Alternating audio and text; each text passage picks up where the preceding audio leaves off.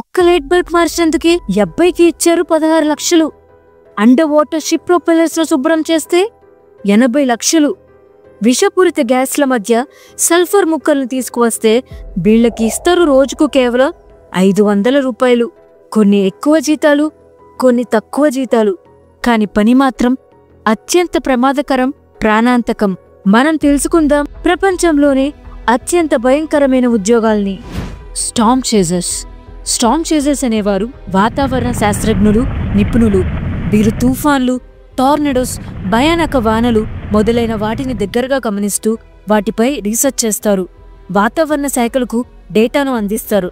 కొంతమంది డాక్యుమెంటరీస్ చేస్తారు. కొన్నిసార్లు యూట్యూబ్ లేదా టీవీలకు పనిచేస్తారు. టార్నడోస్ ఒక్కసారిగా వాటిని దిశను మార్చుకుంటే వాటిని అంచనా వేయటం అసంభవం. వాటి కారణంగానే చాలా మంది చనిపోయారు. ఇప్పటికీ 12 మంది ఈ ఉద్యోగం చేస్తుండగా మరణించారు. 25 సంవత్సరాల అనుభవం ఉన్న టిమ్ సారస్, ఆయన బృందం 2013లో యుఎస్ఏలో వచ్చిన ఎల్రోనో టార్నడోలో మృతి చెందారు. వీరు నెలకు 2 లక్షల నుండి 5 లక్షలు సంపాదిస్తారు. చూడటానికి చాలా థ్రిల్లింగ్ అనిపించే ఈ గేమ్ లక్షల డబ్బులు తెచ్చిపెడుతుంది. టాప్ లెవెల్ రైడర్స్ ఒక ఈవెంట్లో 5 లక్షల నుండి 3 కోట్ల వరకు సంపాదిస్తారు.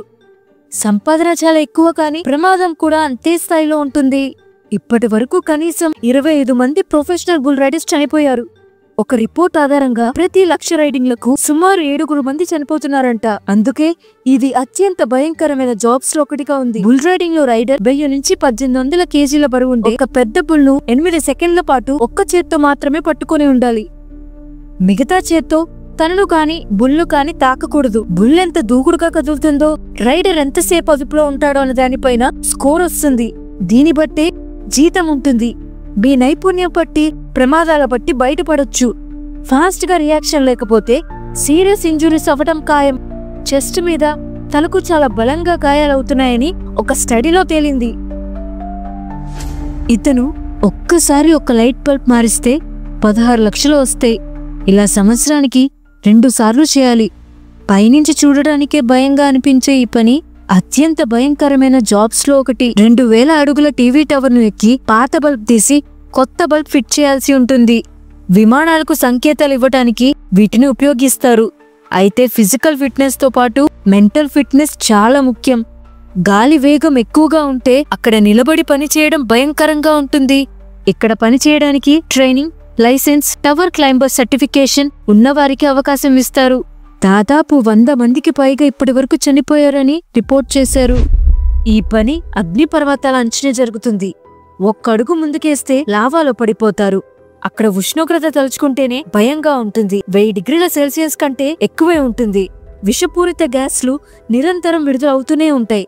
ఈ ధైర్యవంతులు వాల్కనాలజిస్ట్ ఇక్కడ లావా నమూనాలు తీసి వాటిని విశ్లేషిస్తారు. ప్రజలకు ముందస్తు హెచ్చరికలు ఇస్తారు. యునెస్కో, ప్రభుత్వాలకి రిపోర్ట్లు తయారు చేస్తారు. 1985లో కొలంబియాలోని నెవాడో డెల్ రూయిస్ పేలుడు కారణంగా 23,000 మంది చనిపోయారు. దానికి ముందు ఒక వాల్కనాలజిస్ట్ హెచ్చరికలు ఇచ్చారు, కానీ పట్టించుకోలేదు. దీన్ని బట్టి అర్థం చేసుకోవచ్చు ఈ ఉద్యోగం ఎంత విలువైందో అని. దీనికి 2 లక్షల వరకు జీతం లభిస్తుంది. ఇది $13 బిలియన్ విలువైన ఖనిజం. కానీ ఇక్కడ పనిచేసేవారికి కేవలం రోజుకి 500 మాత్రమే. ఇవి ఫార్మాసిటికల్స్, ఫర్టిలైజర్స్, కార్ బ్యాటరీస్ లాంటి $1 ట్రిలియన్ కంపెనీస్ తో పాటు షుగర్ ని బ్రౌన్ నుంచి వైట్ గా కన్వర్ట్ చేయడానికి సల్ఫర్ ఉపయోగిస్తారు. ఇది ఈస్ట్ జావా, ఇండోనేషియాలో మౌంట్ ఈజన్ వాల్కెనో. ఇక్కడ పనిచేసేవారి సగటు ఆయుష్ కేవలం 50 సంవత్సరాలే. ఇవి ఎలా ఏర్పడతాయంటే సల్ఫర్ గ్యాసెస్, సల్ఫర్ డయాక్సైడ్ మరియు హైడ్రోజన్ సల్ఫైడ్ వాల్కనో నుంచి బయటకు వస్తాయి. అవి బయట ఉన్న చల్లటి గాలిని తాకినప్పుడు కండెన్సేషన్ వల్ల ఆ గ్యాసెస్ లిక్విడ్ సల్ఫర్ లోకి మారి ఎల్లో కలర్ సల్ఫర్ రాక్స్ గా తయారవుతుంది. ఈ వాల్కనోస్ కి ఏర్పాటు చేసిన పైపుల ద్వారా ఈ లిక్విడ్ బయటకు వస్తుంది. ఈ మైనర్స్ వాటిని చేతితో పగలకొట్టి వాటిని తమ భుజాలపై మోస్తూ పైకి తీసుకెళ్తారు. మైనర్స్ మొదట 3 కిలోమీటర్లు పైకి ఎక్కాలి. ఆ తర్వాత 1 కిలోమీటర్ క్రేటర్ లోపలికి దిగాలి. అక్కడ 70 నుంచి 90 కేజీల బరువున్న సల్ఫర్ మోస్తూ పైకి ఎక్కాలి. ఇలా 2 ట్రిప్లు వేస్తారు. ఇంత చేసినా వీరి జీతం రోజుకు 500 నుండి 600 లోపే. ఇంకా ఈ తర్వాత పని పర్వతాల మధ్య బస్ నడిపే ప్రాణాంతక డ్రైవర్ జాబ్. హిమాలయాల్లో ఉన్న కిల్లర్ రోడ్, ప్రపంచంలోనే మోస్ట్ డేంజరస్ ప్లేస్. కాస్త నిర్లక్ష్యంగా ఉన్న 11,000 అడుగులు కిందకు పడిపోతారు. పర్వతాల మధ్య అడవుల్లో వెనుకబడిన గ్రామాలకు రోజు వారి సరుకులు రవాణా చేస్తారు. 2 కార్లు ఒక్కసారి పట్టేంత స్పేస్ కూడా ఉండదు. ఎక్స్పీరియన్స్ ఉన్నవారికి 30,000 జీతం ఇస్తారు. 2022లో జీప్ అదుపు తప్పి లోయలోకి పడిపోయింది. 5 చనిపోయారు. 2023లో 7. రోజు ప్రాణాలను గుప్పెట్లో పెట్టుకొని ధైర్యంగా ముందుకు అడుగు వెయ్యాలి.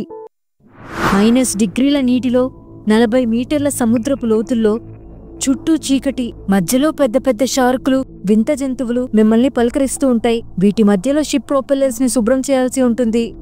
షిప్ ప్రొపెల్లర్ అనేది ఓ నౌకను ముందుకు కదిలించేందుకు ఉపయోగించే మెటల్ బ్లేడ్లతో తయారు చేసిన ఒక భారీ భాగం. ఇది షిప్ యొక్క వెనుక భాగంలో ఉండి మోటార్ సాయంతో వేగంగా తిరుగుతుంది. ఈ షిప్ ప్రొపెల్లర్స్ ని క్లీన్ చేయడం, అండర్ వాటర్ వెల్డింగ్, స్క్రేపింగ్ లాంటి పనులు చేయాలి. అండర్ వాటర్ వెల్డింగ్ చేసేటప్పుడు ఎక్స్ప్లోజన్, షార్ట్ సర్క్యూట్స్ అయ్యే ప్రమాదం చాలా ఎక్కువగా ఉంటుంది. మన ఇండియాలో అయితే నెలకు 2 నుంచి 5 లక్షలు సంపాదించవచ్చు. సముద్రం లోపల చీకటి కారణంగా డైవర్స్ ఏమైనా ప్రొపెల్లర్స్ డ్యామేజెస్ ని కనిపెట్టడం కష్టం. దీనివల్ల మొత్తం షిప్పే ప్రమాదంలో పడిపోతుంది. సముద్రం లోతులో నీటి ఒత్తిడి అధికంగా ఉంటుంది కనుక ఆక్సిజన్ ని సరఫరా చేసి ఎక్విప్మెంట్ ఫెయిల్ అయి చనిపోయే ప్రమాదం ఉంది. ప్రతి ఏటా 20 నుంచి 50 మంది ఉద్యోగం వల్ల చనిపోతున్నారట.